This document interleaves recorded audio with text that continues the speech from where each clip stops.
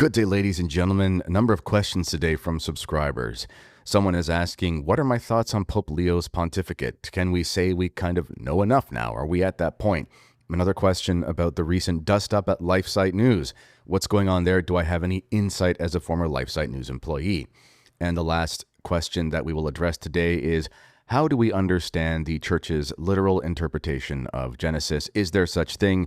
Is it church teaching? What's the best resource for that? And so forth. We are going to get into it. Stay tuned.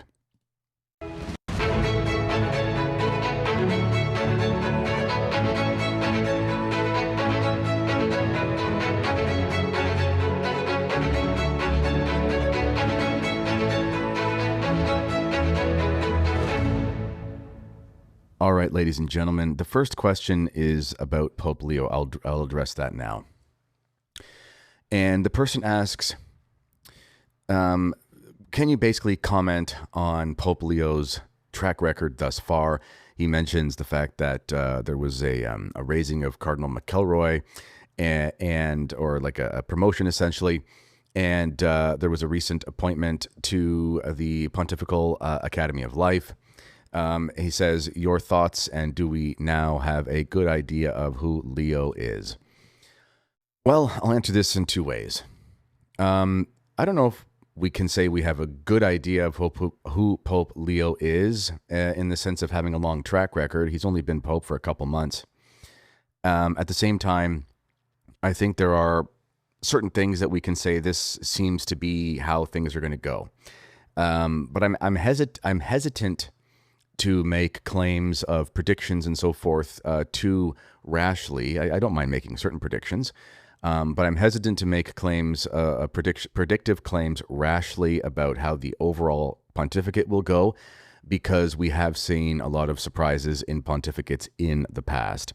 And I'll give you an example. And I've been comparing him to Cardinal Ratzinger, Pope Benedict, since he was elected, and I'll explain to you why. So Cardinal Ratzinger, Father Ratzinger, was known as being someone suspected of modernism, and that suspicion was accurate.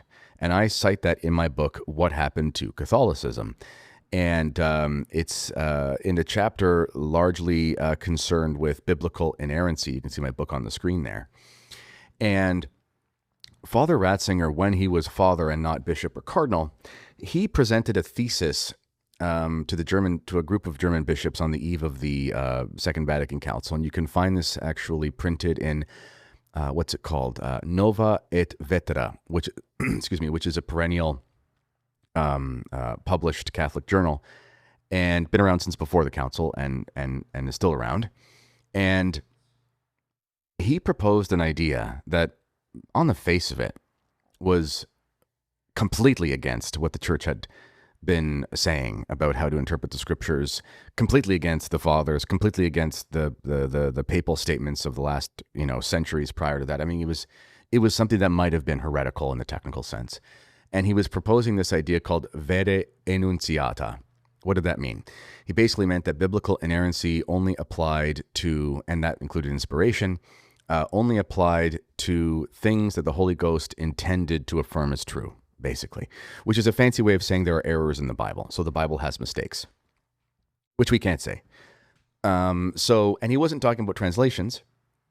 There is debate on certain translations. I mean, there are ancient manuscripts that have discrepancies in some aspects of translation. So that's not beyond the realm of orthodoxy to say, there's a way to look at this or that here and there. But we're talking about, he was suggesting that, as such, the Holy Ghost did not inspire the authors to be correct on history, specifically, which was completely against everything that had been published in the Church up to that point by popes, fathers, and so forth. Like, it was really bad. And then Cardinal Ratzinger was known as being a liberal. When you read the book The Great Facade, which is by Chris Ferrara and Tom Woods, it was first published in the year 2001 or 2002. And, it was normal, traditional Catholic opinion to rail against all of the crazy statements of Cardinal Ratzinger. I mean, if you look at a lot of his stuff now, especially if you've become a traditionalist and you've read a lot of the old, the pre-conciliar popes, and you look at the stuff that Cardinal Ratzinger was saying, when he was the head of the CDF under John Paul II, especially in the 90s, you'll look at that and go, oh man, this is very different than the Cardinal Ratzinger I remember, who became Pope Benedict, who liberated the traditional Latin Mass for me. And why do I bring that up? Because while Pope Benedict, to the secular world, was seen as a conservative, he really had a lot of modernist tendencies in his earlier theological works. And this is not just my opinion. This was the opinions of his professors and those sorts of things. And he was always seen as a liberal. Nonetheless, he wasn't a wacky, crazy, pro-LGBT modernist or something like that. So he had moral conclusions that were always very sound. And Benedict did demonstrate a high aesthetic sensibility. And who does that sound like? It sounds a lot like Pope Leo, doesn't it? Everyone's looking at Pope Leo and going, wow, he has a very traditional air about him in the sense of the vestments and the way that he celebrates Mass and that he likes to pray in Latin and sing in Latin. Those are kind of traditional trappings, which are worth a lot, by the way. I understand the temptation for traditional Catholics to say, who cares? He's just doing things like that. And it's not actually a traditional Mass and so on and so forth. I totally get that. But there is a book that I would recommend everyone reads called Liberalism is a Sin. And I'm not going to give the whole thesis of the book here, but liberalism is a sin, according to this book. And it was something that was recommended by Leo XIII, no small recommendation.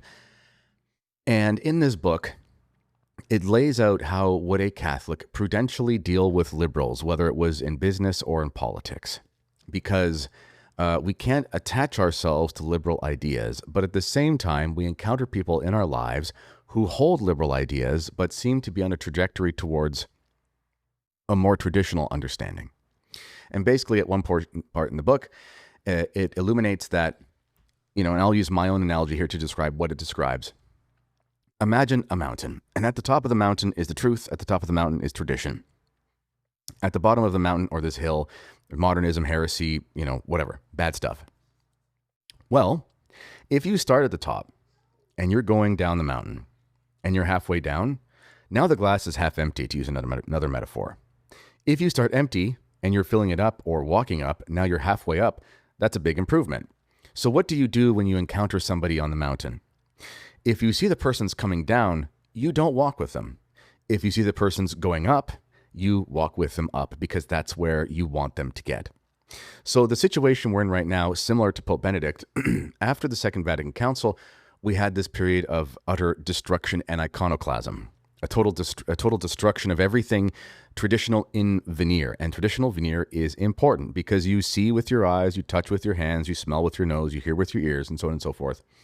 So seeing things as traditional, seeing things as beautiful, seeing classic Catholic architecture, hearing classic polyphonic music, those all do ignite in all of us traditional sensibilities. And then if you're a thinking person, you'll want somewhere for those sensibilities to rest. If you fall in love with Gregorian chant and you fall in love with polyphonic music, which has a massive spiritual power to it, and you go to your Novus Ordo, you're going to go, well, what I love isn't here. Where can I find the one I love? Where do I find what I love? The heart wants what it wants, so to speak. And that's a gateway drug to tradition, to put it plainly. And then even then, if you try to insert that stuff into the Novus Ordo, you might be able to here and there, but you're going to go, this doesn't really fit with what they're doing up there. And then if you say, well, I'll find a Latin Novus Ordo, it's very traditional looking, and they face the Ad Orientem and stuff, you're going to go there and go, this is obviously beautiful as far as the aesthetics are concerned, but it seems to me that it's not complete. That's what's going to happen to you over time. So this is why I encourage people. It's like, listen, I'm a TLM supremacist. I'm not going to be saying good things about the new rite of Mass anytime soon. Nonetheless, human beings are sensible creatures with tastes and affections and feelings and experiences and all these sorts of things. I'm not a sentimentalist, meaning I don't exalt it sort of to the highest value, but at the same time, we are sentimental.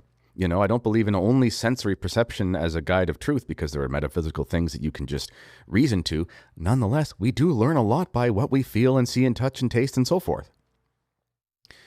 So Cardinal Ratzinger was a breath of fresh air in many ways when he was Pope because under John Paul II, yeah, there was this magnanimity and there was these celebrations and there was all this like fanfare.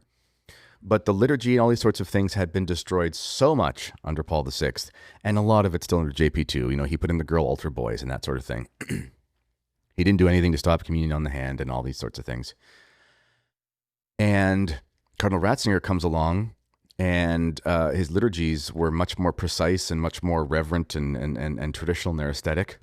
And then he says, have the TLM, and says the TLM should make the Novus Ordo better. That's what mutual enrichment is. Now, I don't agree with him that the Novus Ordo could make the traditional Mass better, because I don't think the Novus Ordo makes anything better as far as liturgy is concerned. Nonetheless, it was a stark admission. And then he also said, the Latin Mass was never actually abrogated, and he lifted the excommunications on the SSPX bishops, which I don't think were valid. But nonetheless, he did that. So he surprised a lot of people. 1960s Ratzinger was suspected as 1950s and 60s Ratzinger was suspected of being a modernist heretic by his professors. 1960s Ratzinger is basically saying the Bible has mistakes in it and the Holy Ghost doesn't inspire the whole thing. Whoa, that's really problematic. 1960s and 70s Ratzinger early is still wearing a suit and like giving lectures in a suit and tie, not wearing clericals. 1980s Ratzinger kind of becomes more of, they start to call him, the Pope's Rottweiler or something, because he's his doctrinal chief. 1990s Ratzinger kind of continues that. 2000 Ratzinger becomes Pope, 2005, and all of a sudden he's out there getting people really interested in the traditional Latin Mass by his actions, and people kind of scratched their head and went, okay, this is interesting. Now, it didn't happen overnight, did it?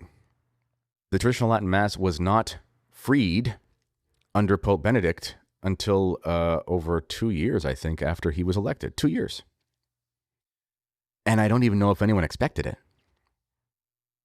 And the consensus was that we had this raging liberal. Now, granted, he did not change a lot of his theological opinions. There are still things when he was Pope publishing things where you kind of scratch your head. Nonetheless, he did a lot of good for the church. So that's my long-winded way of saying I kind of think Pope Leo is more like a Ratzinger than people think. He is not a traditionalist in his morals. And, Pope Benedict, again, people think he was this trad. Pope Benedict was harder on the death penalty than not as objectively black and white about it as Pope Francis, but JP2 and Ratzinger were no fan of the death penalty. Ratzinger did not stop altar girls. Ratzinger did not demote many people. He didn't bring in the glorious reign of Pius X through his cardinals and so forth. Pope Francis still operated under Ratzinger. Heck, he was elected as Pope right after him, while he was still alive. So, if we were to look at the appointments of JP2, we were to look at the appointments of Ratzinger, some of the people that were appointed, it's really, really bad, like really bad. Remember who made Cardinal Bergoglio a cardinal? It was JP2. So lots of problems, but Ratzinger surprised us all. So I'm just going to give it some more time. I mean, it hasn't even been 2 years.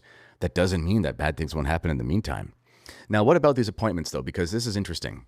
So a pope is supposed to govern like a monarch. A monarch is supposed to govern by tradition and custom. He's supposed to be more bound to it than you or I are. And if you look into the good monarchs of the past, that's how they govern. And if you look into the good popes of the past, they did as well. I think it was Pius XI. Don't quote me. One of the Piuses before the council, and because they were all before the council, but I think it was Pius XI. And there was this push to have St. Joseph inserted into the canon, which John the 23rd did. We all love St. Joseph. St. Joseph's great. St. Joseph was never in the canon, ever, for all of history, in the Latin Rite. So he said, who am I to have the authority to do that? I'm only the Pope. That's I'm paraphrasing what Pope Pius XI said about it. Why would he say that? Isn't the Pope the supreme pontiff? Yes, but he's in a long line of pontiffs, and they still have a vote. And that's how they're supposed to govern. So when a monarch takes over an office or a throne, he is not supposed to be a revolutionary. He is supposed to continue in a sense of continuity with what came before him. That annoys people who want quick change, But he's not supposed to do quick change one way or the other. He's not supposed to come in and say, the guy before me was kind of a liberal, so like everyone's fired. And these are the new guys. That doesn't work. Why? Well, because it's the decision of the monarch whether or not that's going to create more problems than solutions. And there are pros and cons to that. There really are. So a lot of these people who have been appointed, all of this stuff was already set in place before Pope Francis. And, I think he's just following with sort of what was ready-made for him, which all popes do. All of them are supposed to. The thing is, since the Second Vatican Council, we had popes like Paul VI and JP2 and Pope Francis, who were very cavalier and very careless in a lot of their appointments and very politically motivated and bold in ways that are not becoming of the papal office. They obviously did it for sort of the liberal kind of direction. But that way of operating is foreign to the papacy, and it's not good. Because in the long run, you don't want the papacy to become the presidential office where it's a swing back and forth between elections and you have warring parties. That's just not how the papacy is supposed to work. Now, one could say, heck, Leo should be swinging the pendulum back. And wouldn't that be great? Yeah. I mean, I would like that to happen, but he's not going to do that because he's not a traditionalist. So I look at Leo and I say, okay, does he have the gravitas necessary for the papal office? He seems to have it. Does he demonstrate traditional sensibilities and how he presents himself? He does, objectively. Is that enough? No. Is it more than before? Yeah, it is. And now he's basically on vacation, which is important. The Pope should be on like a 3 or 4 month vacation every year where he's not just like sitting around and drinking, drinks with like a little umbrella in it by the beach, but he's resting. A lot of these popes are older men. They should be resting, and their job has a lot of stress and pressure. And, all of us, for example, we need retreats. Heaven knows I need to go on one because it's been so long. We need retreats. We need to recharge, those sorts of things. How much more so do we think the Pope needs that when he's in charge of the Universal Church? So he didn't do that much. He was only kind of active for about 6 weeks. Then he goes off and has his summer break, which is important. And there are rumors. Is he going there to come back with a plan X, Y, and Z? Who knows? Now, you got to remember as well, this is not the first time in history where we have had a Pope have to deal with a lot of liberal prelates. Pius X had to deal with a lot of liberal prelates, and he only excommunicated a few of them. Like we're talking about some priests and theologians, because they were so, pertinacious in their heresy and modernism and just completely off the rails. But he did what popes always did. He would move them to a particular place where he'd keep a better eye on them. He would flex his papal muscle over them and say, you have this post now, but if you mess around, you know where I am and I know where you live. That's a big reality as well. And also he put into place norms that made it impossible for those prelates to do what they would like to do without coming out as being against the Pope. And that's a big thing as well. These bishops and these cardinals, he's inherited all these men. They're already where they are. And also there's the fact that there's the faithful. The faithful has been really malformed for a long time. And I would love for a Pius XIII to come out or Leo XIV, as a good name as well, to come out, do a new syllabus of errors, cancel this and that, blah, blah, blah, blah, blah. It would create anarchy. It just would. Like that's how it would be received. We already had that after Vatican II. Even if tomorrow Pope Leo XIV dies, God forbid, let's say he dies tomorrow, and then by some miracle, you have a Bishop Schneider or let's say the General Superior of the SSPX is voted Pope or something, because any Catholic man can be technically. Let's say it's Bishop Fillet or whatever. He cannot come in on day one and say TLM gone, or sorry, Novus Ordo gone. TLM is the new thing. No one could do it. Most of the priests can't say it. They need months, if not years, of training. Their theology is still bad. The seminaries are a wreck. It would be a very soft landing, and it would be a case of we have a lot of work to do, and there's about 6 or 7 things we can do right now realistically. We have to focus on that, And we have to, in some ways, live and let live other things to continue. Just like when a guy comes in to take over a company, a good boss doesn't fire everybody. A good boss gets rid of some of the problem people, and then he wins the employees over to his side and then repurposes them for the good by inspiring them. And that's how a pope should do things. So my thoughts on Leo, mixed, totally mixed, everything I've said, but it took Benedict XVI 2 years to liberate the Latin Mass. And, you think to yourself, well, wouldn't this be so easy? Overturn Pope Francis's thing, da-da-da-da-da. Well, if he is a good governor, he'll want to try to find a way where he can do it in a manner where he won't look like he is rejecting his predecessor and so forth in a very explicit way, because popes just don't do that. Historically, just don't.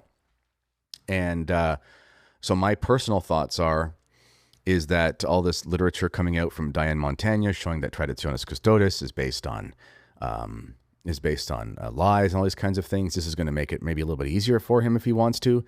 I think that he's going to appeal to the synodal process in order to do it. I made a video about how I think Pope Leo will bring back the traditional Mass, and I do think it'll happen, something like that.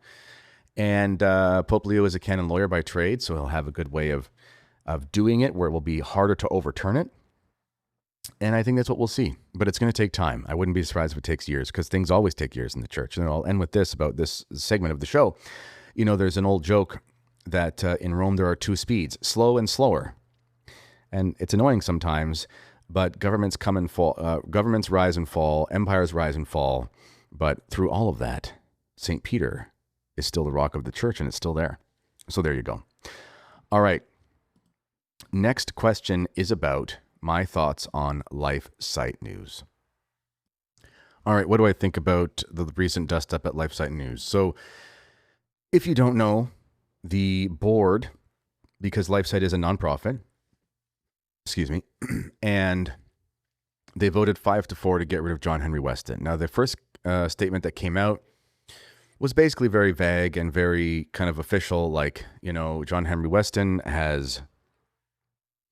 he will be stepping down or whatever from LifeSite News' position of CEO, and he'll be taking a much-earned sabbatical.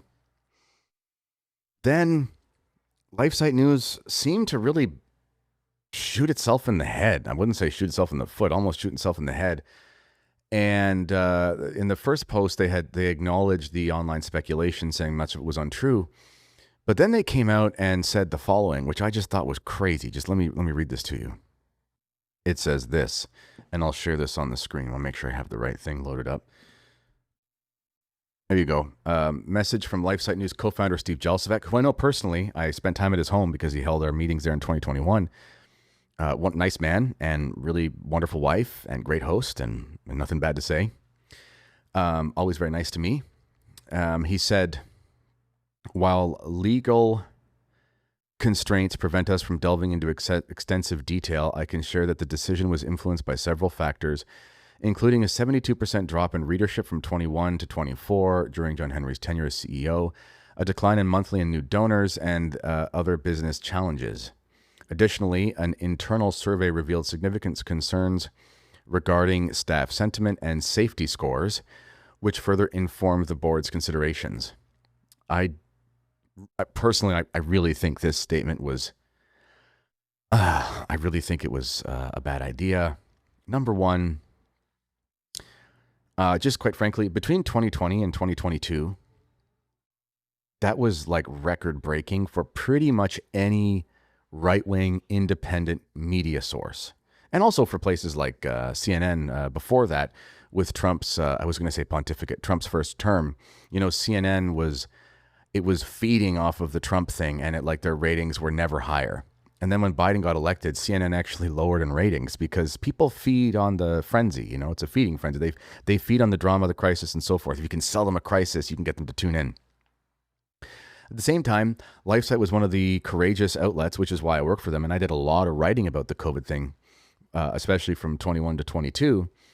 And they were one of the few voices, especially here in Canada, and they had a lot of Canadian support. It's not to be underestimated. It really punched above its weight, the Canadian support for LifeSite compared to American. I do know that. Tons of American support, but way more kind of per capita Canadian support than American. And um, LifeSite courageously was like, we will publish the other side of the story when it comes to COVID stuff. And they got tons of new readers and listeners. You could see this. I mean, there were people that, like men like Robert Malone were being recorded on video with like LifeSite video staff and things like that. He's not a Catholic. He was just one talking about the vaccine, and LifeSite was willing to do stuff with him, and that brought him in. Peter McCullough he did a keynote speech at our gala in 2022 down in Florida, 25th anniversary of LifeSite. A lot of like, let's call it fresh blood, so to speak, came into LifeSite. And that 2020 to 2022 period was like a gold rush.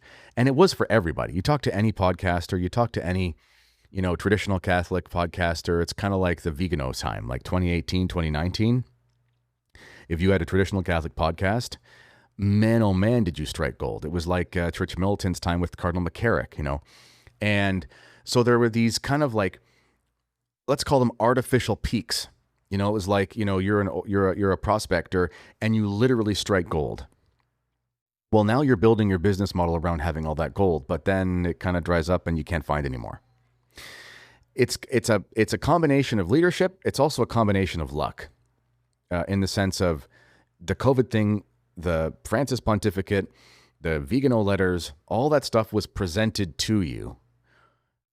And the vaccine stuff, etc. The Freedom Convoy, LifeSite was huge on the Freedom Convoy. I went to one of the convoy outposts and I reported live and I wrote tons of articles on it. John Henry was there every day throughout the convoy, reporting, all those kinds of things.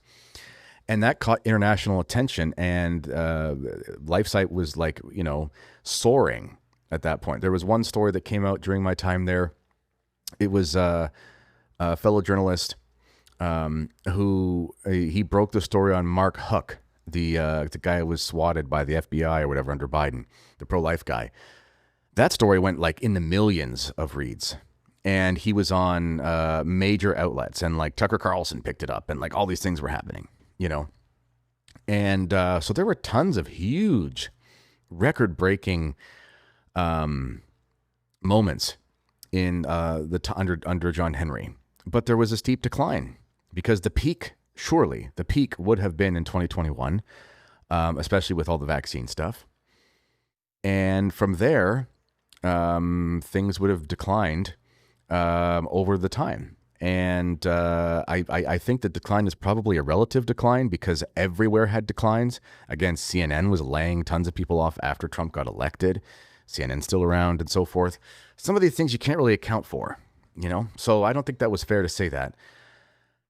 And I really don't think it was fair to say internal survey. Well, that's an internal survey. It's supposed to be in-house. But anyway, internal survey regarding staff sentiment and safety scores.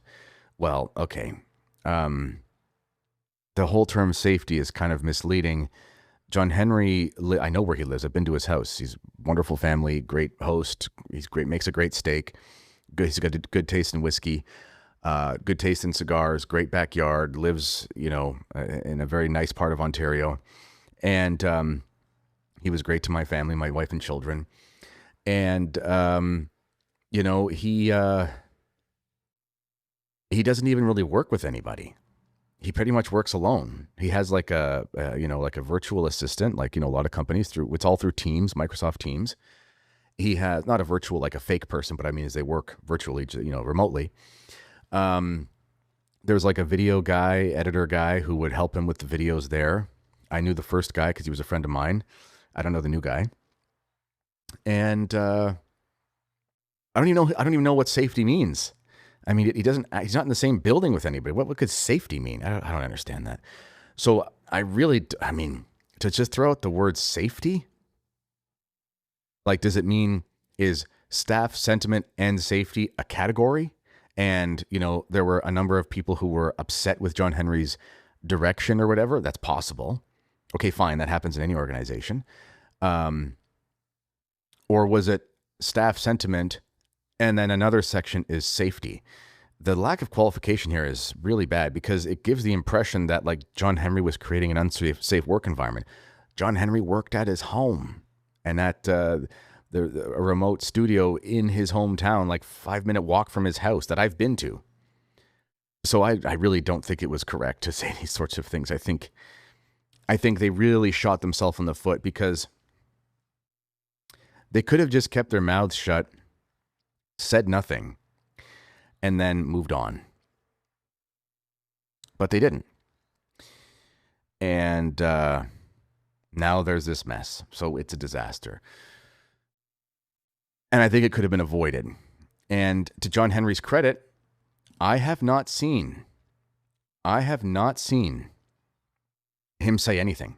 I've seen people say things about what they think John Henry thinks. I have not seen him say anything.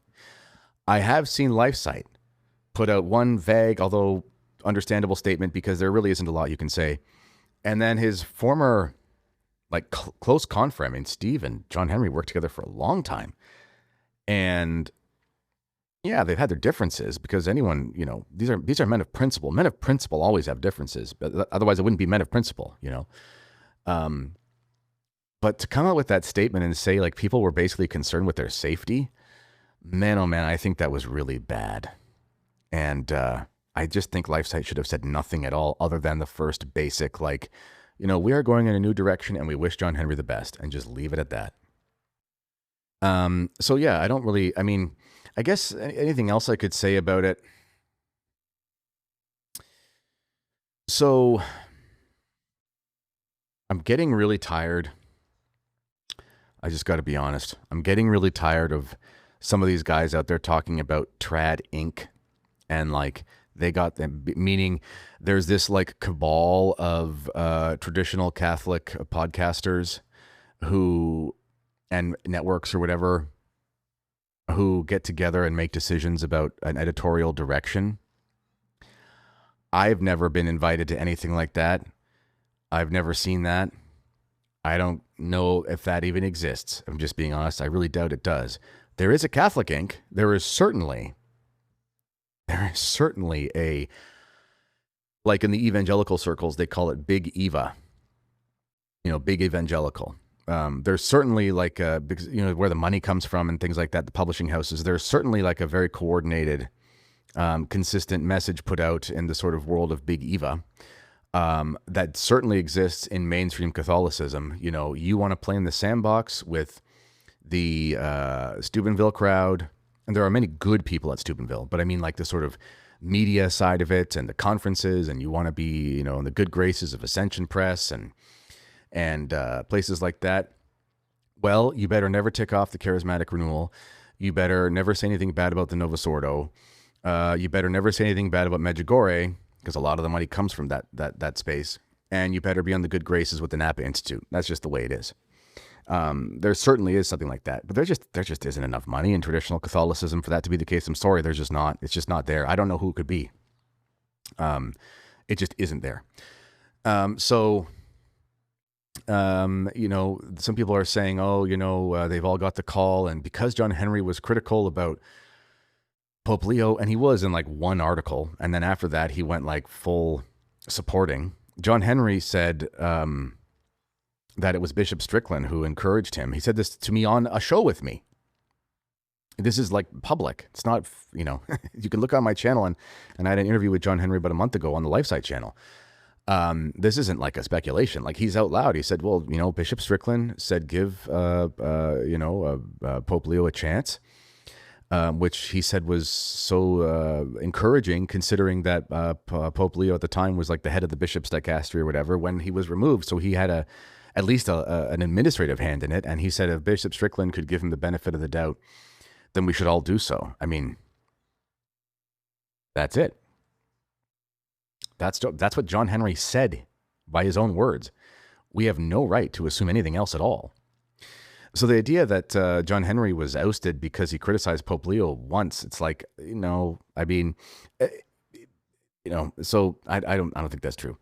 And people are just making assumptions. They're saying, this is part of the Trad Inc. thing where the call went out and now everyone has to be nice to Leo all the time. And if they're not, they don't get a platform or something like that. I don't think that's the case. I'm sorry. There's just no evidence of that. There is speculation. We don't do ourselves any favors as traditionalists by assuming when you assume you make an ASS out of UME. Okay, and that's never good. And if people are going to make claims like that, we got to see receipts. We got to see not just like, oh, look, here's this. Oh, look, here's that. I've connected them and they're now related. It's like, okay, well, I can do that with a lot of things. I mean, that's what the Democrats do to try to prove like a Russia hoax with Trump. You know, I mean, you can connect anything you want. I've had people tell me that, like, Canadian liberals have told me that Donald Trump has like a 40-year plan about how he wants to take over Canada and how he wants to produce like basically Lebensraum, like, you know, the realm for the Aryans and the Nazi ideology. He wants to produce that for Americans. And they have all these like things. They have all these statements from Trump and all these things over the years. And they've created this like grand narrative. It's insane, but they believe it. You have to have more than just assumptions. All we know is that John Henry was voted out. We know that LifeSite News has shot itself in the foot with how they've talked about it, which is unfortunate. They need to qualify that. They should not have made any statement at all after the first one. Yes, you put out the public press release. We thank John Henry, and I don't even think it was that good, but you know, we thank John Henry for his service. We have decided to go in a different direction. We wish him all the best. Like, that's all you say. And then they come out with this weird, like, because of safety and, you know, whatever. It's like, ugh, no good. Because now what you're going to get, and this is, you know, I can't believe they've handled this so badly. Now what you're going to get is you're going to get former disgruntled employees from LifeSite who don't have the discretion that someone like me has. Just being honest. You're going to have former, because there's a lot of them. There's a lot of turnover at LifeSite. And that's not a bad thing. I mean, in the regular world, with a lot of turnover, it's kind of some red flags. There's a ton of turnover in nonprofits and in journalism. And it's a nonprofit journalistic outlet. Why? Because nonprofits don't pay very much, usually. And that's not, it's not a bad thing. It's just they're nonprofits and they have a mission, and you know, they're set up differently than something that is, you know, strictly sort of product driven. They're still for profit in a basic sense, but there's an understanding when you go work. Like, if you want to work as a journalist for LifeSite News, you don't go in there thinking, I'm going to get paid as much as I would if I wrote for The Atlantic.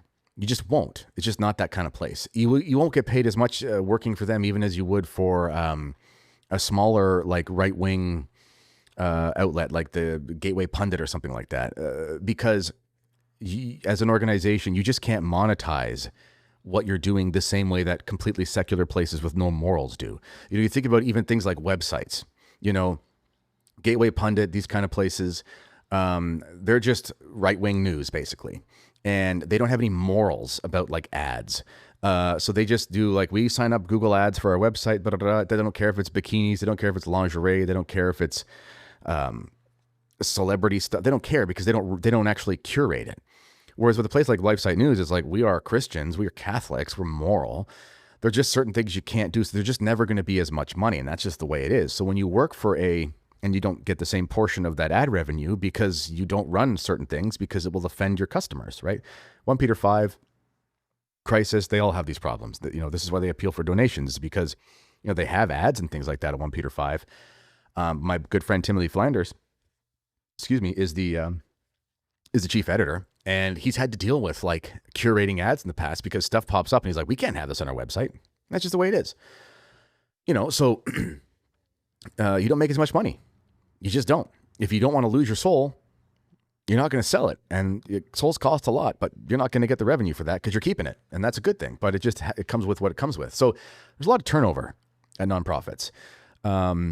A lot of the time, people that are attracted to nonprofits too are people who are in a stage of idealism. I don't mean that in a bad way, but you know, like they're young and they're out of school, and you know, they have passion and so forth, and they love it and it's great, and LifeSite gives them a place to go. But then at a certain point, maybe they have families, their families get bigger, all these kinds of things, and it's like, you know, I got to put more. The turkey at Thanksgiving has to be a little bit bigger next year, and that's going to cost me more. So it is what it is. And if it's not there, it's not there. So you got to find something else. And that's just the way it is. And then also in journalism is the thing about journalism is extremely stressful. It's extremely stressful. I've said this other places, but there's a reason why in movies set in like the 70s, 80s, 90s, early 2000s, where you have the classic like bullpen at a newspaper and guys have their desks, they're on the phone and all these kinds of things. There's a reason why they're smoking like chimneys and why they're always hungover. Because journalists, especially if they're in for a long time, a lot of them become like chain smokers and alcoholics because it is just too stressful to do. There's a famous Canadian journalist named Trish Wood. She was mainstream for a long time. Now she's kind of alternative. She was really good on the COVID stuff. I haven't checked her in a long time. But she seems like a very nice woman. She does. And, she was telling a story back when she was with one of the big Canadian papers or networks or whatever back in, the 80s and 90s. And she basically was like, raise your hand if you're a recovering alcoholic. And it was like 80% of the journalists raised their hands. It's a fact. It's too stressful. You just can't always, because I don't care if you're left wing, I don't care if you're right wing.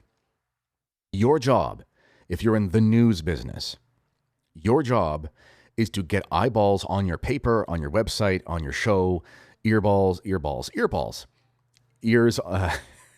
on your drums, I guess, not earballs, ears on listening to your podcast, your radio show.